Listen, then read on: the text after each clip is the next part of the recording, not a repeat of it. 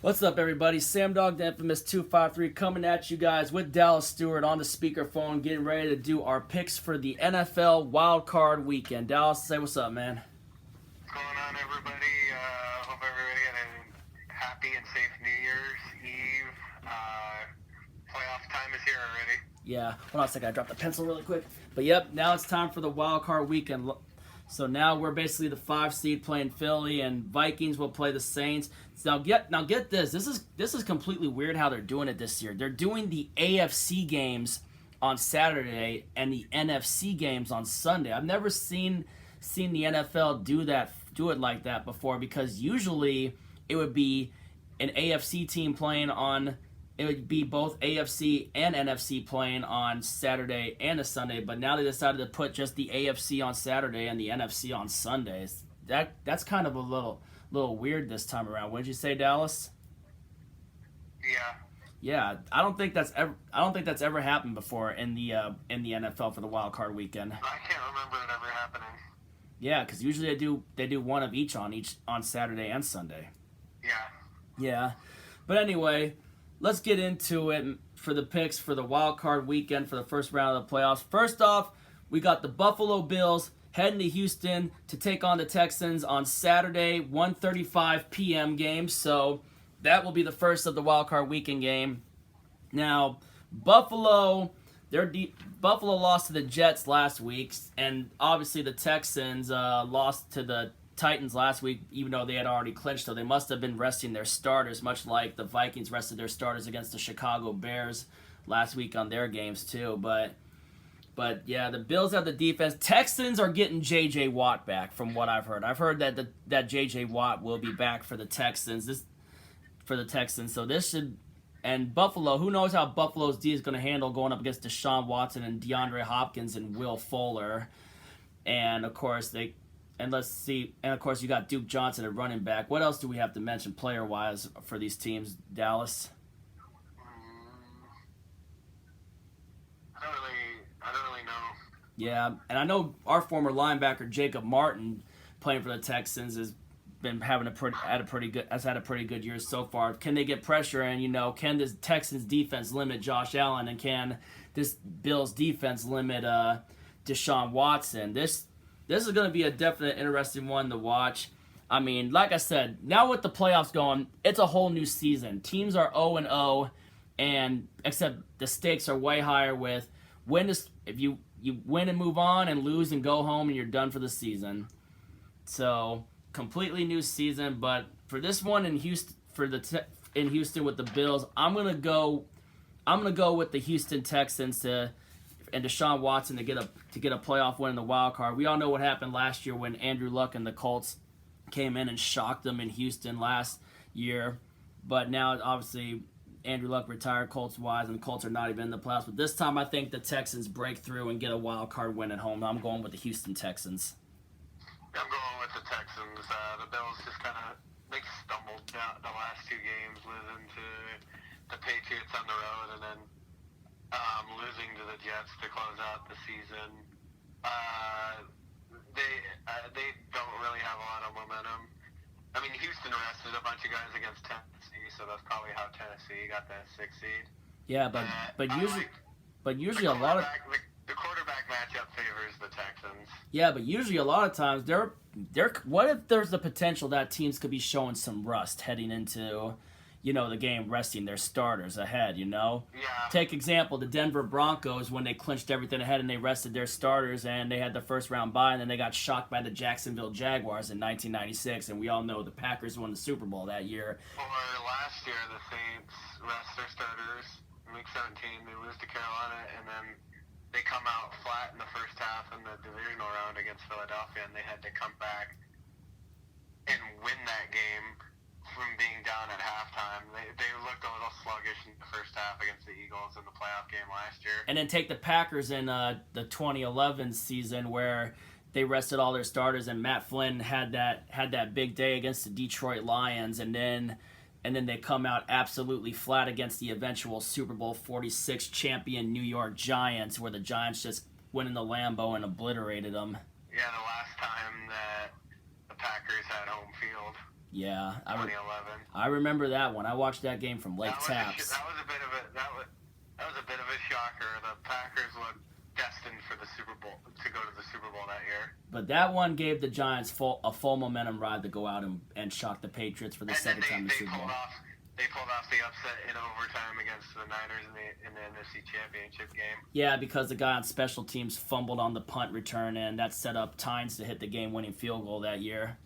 Those are playoff historic moments too, obviously. So, I mean, we remember certain things throughout the season or throughout, the past of the NFL and certain playoff games, and we like to sometimes bring that stuff up. It's fun to look back on certain things like that. Upsets are always the best part of what makes the playoffs great, is the upsets. We would know that firsthand with that Beastquake run from 2010 when the Saints were the defending champs. Yeah. I always like to see an upset in the playoffs. It just the underdog story is just what makes the NFL playoffs the best. Yeah. All right, you ready? It's so fun really seeing the favorites go down. Win. Yeah. You ready for the next game? Yeah. All right. Up next, we got the Tennessee Titans taking on the New England Patriots in Foxborough. Once again, the Patriots' seeding was affected by the Miami Dolphins. Much like last year when the Miami Miracle made the Patriots the two seed instead of the 1 seed, which we all know the Patriots went on to beat the Los Angeles Rams in Super Bowl 53 last year. And now, basically, and get this about it, Ryan Fitzpatrick is the only quarterback to beat the Patriots when he was quarterbacking for all 3 of the Patriots' rivals, because obviously he beat Tom Brady when he was with the Bills. He beat Brady when he was the Jets quarterback in 2015, and now he beat Tom Brady as the Dolphins starting quarterback in Week 17 this year. That's the first quarterback ever to circle the rivals of the AFC, circle the rival of the Patriots, and beat the Patriots with all 3 of the Patriots' rivals of the AFC East. I don't think we'll ever see anything like that again. No, I don't think you'll ever see anything like that. Yep. Again. But it's a stat that'll truly go down in the long journeyman career of Ryan Fitzpatrick. The Titans, obviously, Ryan Tannehill. Titans beat the Texans last week to close out the season. They're a wild card, and Patriots first time in a whole decade where they played in the wild card. First time not having a first round, not having the first seed or the second seed or a first round bye. And how long? When was the last time the Patriots? 2009, the year that the Saints won the Super Bowl. Yeah. Man, it's been that long since. I remember the Ravens went in there and just smacked them. Yeah. Oh man. I remember they ran all over them. Yeah, Patriots have not been that. I mean, obviously they're still. I mean, I never sleep on the Patriots. Usually get to their prime in the playoffs, but this season they've had some unusual losses, man. And their defense has slipped. Their offense, receivers dropping a bunch of balls though too. It's just, it's shocking what's been going on with the Patriots. It has. That was a shocking loss to the Dolphins, but I mean, their other losses were to division winners. Yeah, like to the Texans and to the Kansas City Chiefs and to the Baltimore Ravens. Yeah, but they have shown some vulnerabilities this season, and Brady, I'm not going to count out. I never sleep on Tom Brady. We never sleep on Tom Brady.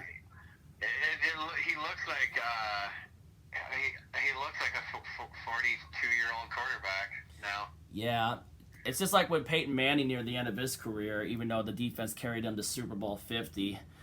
But other than that, Tennessee Titans side, they bench Marcus Mariota and have Tannehill take over, and Tannehill has turned the season around for the Tennessee Titans, which is an absolute, none of us saw that coming, No. And the Titans made that incredible run. Obviously, they're the wild card because they lost one of the games to the Texans, which gave them the division. And they're going into New England. Last year, the Titans actually beat the Patriots at home, where they ran all over them. That was one of the Patriots' 5 losses in their Super Bowl 53 year, too. But I never sleep on Tom Brady and Bill Belichick, so I'm going to go. They lost 5 last year? I thought they only lost 4. Was it 4? I thought it was 5 because I know they lost to last year. The Patriots lost to the Jacksonville Jaguars. They lost to the Tennessee Titans. They lost to the Miami Dolphins. They lost to the Detroit Lions. And yeah, was it? And who else did they lose to that year? Someone put it in the comments if you can. Put that in the comments. Whatever. Who were the Patriots' 5 losses last year? I didn't know they lost 5 games because I knew I had no idea they were 11-5 last year. Yeah, I was trying to remember that, but I thought was it either 4 or 5? Someone correct us in the comments. But I'm taking the. I know they lost to the Dolphins. We already mentioned they lost to the Lions And the Jaguars. The Jags and the Titans. Yeah. All right, but other than that, I'm taking the Patriots to win at home in the wild card round. I'm taking the Patriots. Yeah, I'm taking the Patriots even as much as I would like to see the Titans pull off the upset. I wouldn't be. The Patriots look very vulnerable, but I can't see Ryan Tannehill going into Foxborough and pulling it off against Tom Brady. So I'm gonna go with the Patriots. Yeah. All right, up next, we got the Sunday games, the NFC side. We got the Minnesota Vikings taking on the New Orleans Saints, a rematch of the infamous Minneapolis Miracle, but this time back in the sight of the Bounty Gate NFC Championship. And the Saints, you know they're primed to want this. They want this one bad, especially after the heartbreak that they took against Minnesota. But this time, the quarterback for Minnesota is Kirk Cousins. And the Vikings rested all their starters last week, and who knows? Do you think they'll show some rust against this Saints team, maybe? Yeah, they lost 2 straight division games to close out the year, and obviously they started Sean Mannion, and the Saints are riding high going into this game after just waxing the Panthers, and they won 3 straight heading into the playoffs. So I'm always kind of a believer in momentum. Yeah. I'm going to take I agree with you on that one. I'm going to take New Orleans to absolutely, because I think Kirk Cousins is going to throw at least maybe 2 or 3 interceptions in this game. They're going to have I think they're going to have some turnovers. Obviously, no Dalvin Cook on their running back side. But if Kirk Cousins gets hot with Stephon Diggs and Adam Thielen and Kyle Rudolph and other guys, then who knows? Maybe this could be a good game. But I'm going to take, I trust the Saints more in the Superdome than I would the Vikings on the road at this game, so I'm taking the New Orleans Saints. Yeah, I'm taking the Saints as well to get a wild card victory and obviously avenge that Minneapolis Miracle loss 2 seasons ago. I just like the momentum they're on right now. Yeah.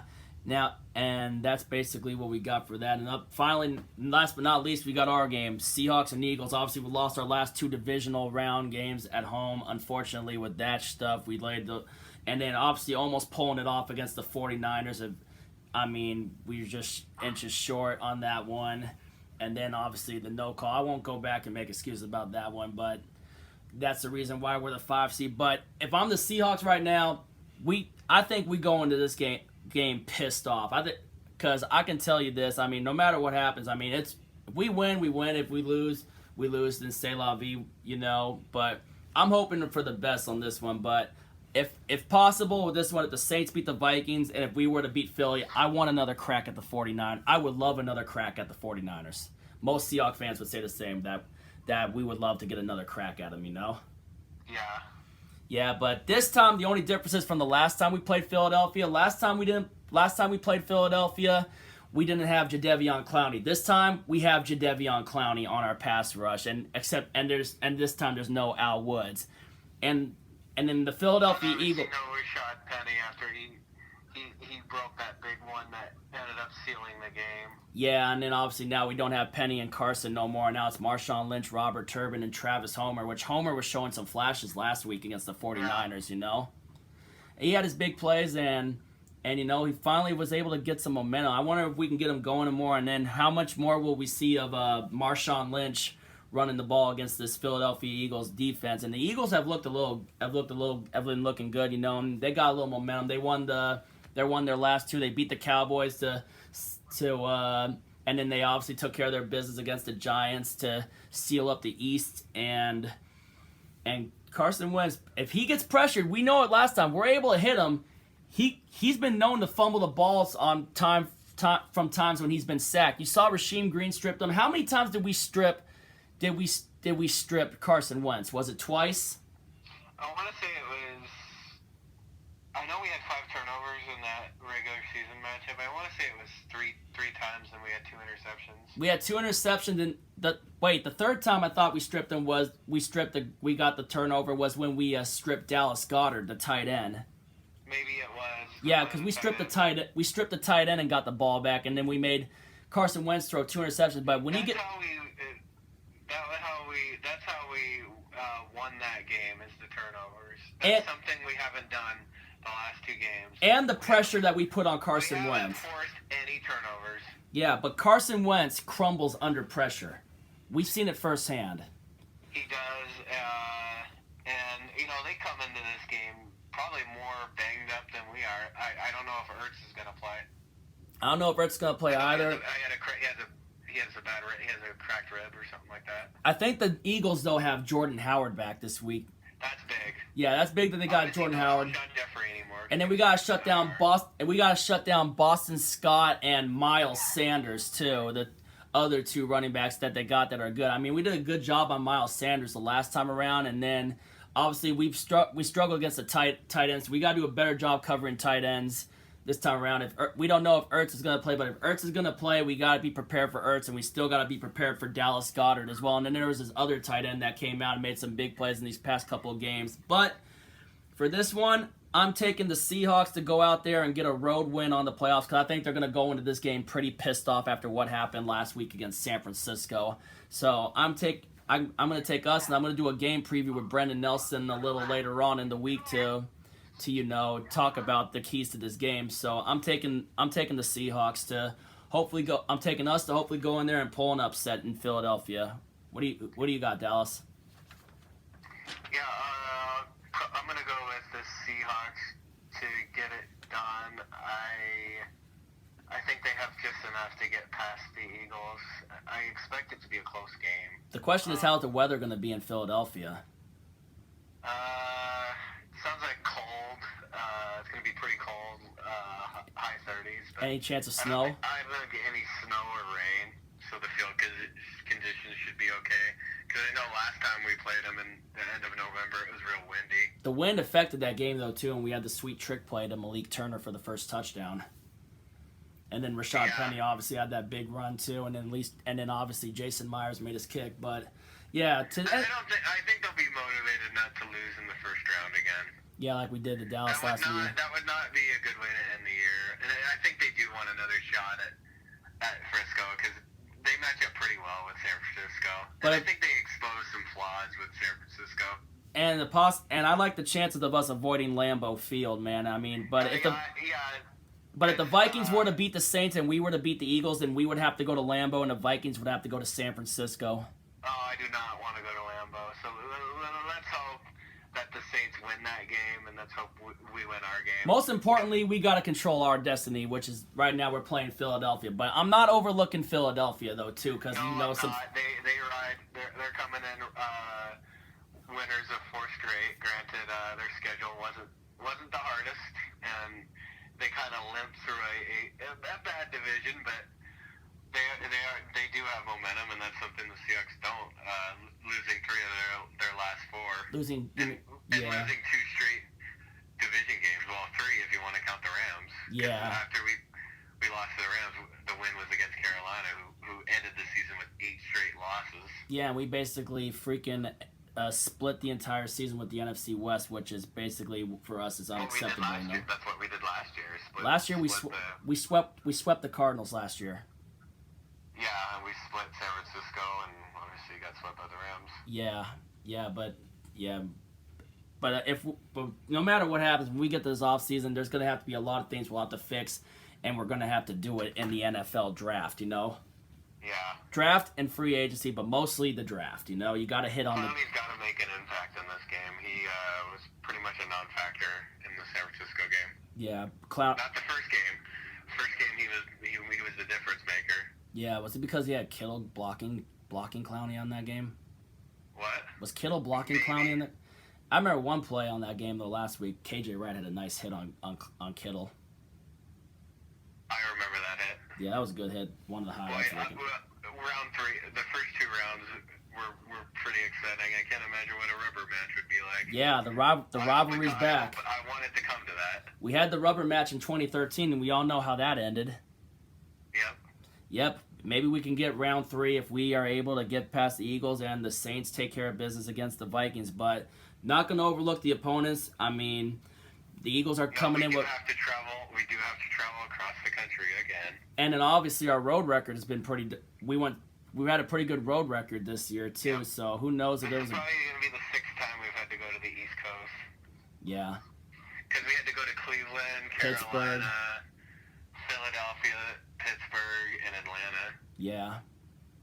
That pretty much sums it up. But let's just hope for the best, and whatever happens, happens, and c'est la vie. Thank you all for coming in. At least extend the season